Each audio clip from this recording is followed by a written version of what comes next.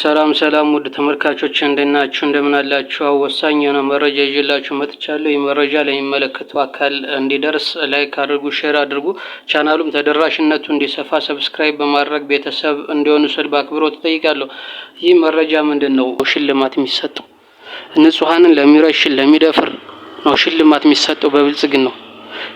እንዝላልነትና ዝረክረክነት ነው ሽልማት የሚያሰጠው በብልጽግና ነው። ነገር ግን በፋኖ ግን ሌላ ታሪክ ነው። በፋኖ እንዝላልነትና ህገወጥነት አይሰራም። ህግ ነው፣ ህግ ይከበራል። ፋኖ ህግን ሲያስከብር አባሉንም መሪዎችንም ነው በራሱ ውስጥ ያሉ መሪዎችንን ነው አይደለም የባንዳን ጠላትን ቀርቶ ማለት ነው። ስለዚህ አሁን ሰሞኑን ደቡብ ጎንደር ላይ የተመቱ አመራሮች አሉ፣ ተይዘው ቪዲዮ ይወጣባቸው አሉ። እነሱን ቪዲዮ ሲወጣባቸው ምን ቢተውት ብሎ አዘኔታ። ይሄ ነገር የሚመጣው የት ነው?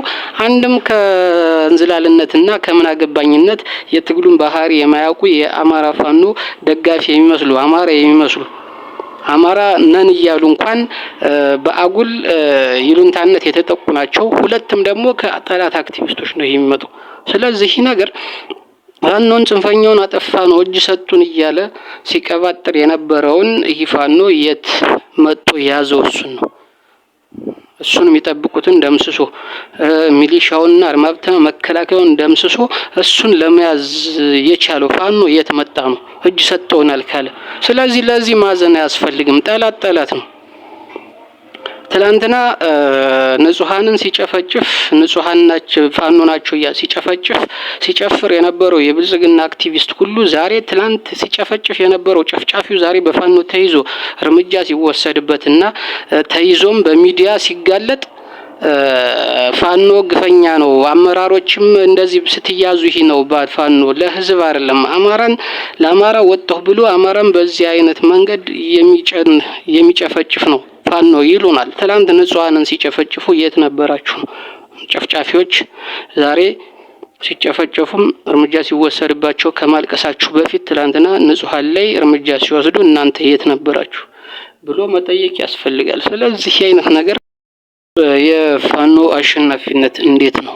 የፋኖ የአሸናፊነት መንፈስ ከየት ነው የሚመጣው ስትሉ ብልጽግና ላይ በዓለም የጦር ወንጀሎች የሚያስጠይቁት ሁሉ በብልጽግና ሽልማት ያሰጣል።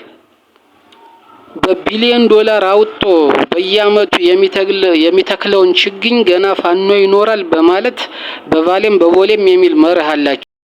በዚህ መራቸው መሰረት ቢሊዮን ዶላሮች የወጣባቸውን ችግኞችን ደኖችን እያወደመ እነዚህ ደኖችን እያወደመ በቢሊዮን በሚወጣበት መድፍና ቢኤም ቢሊዮን ያወጡባቸውን ከኢትዮጵያውያን ጉሮሮ ተወስዶ ቢሊዮን የወጣባቸውን ደኖችን ለሚያወድም ነው ሽልማት የሚሰጠው።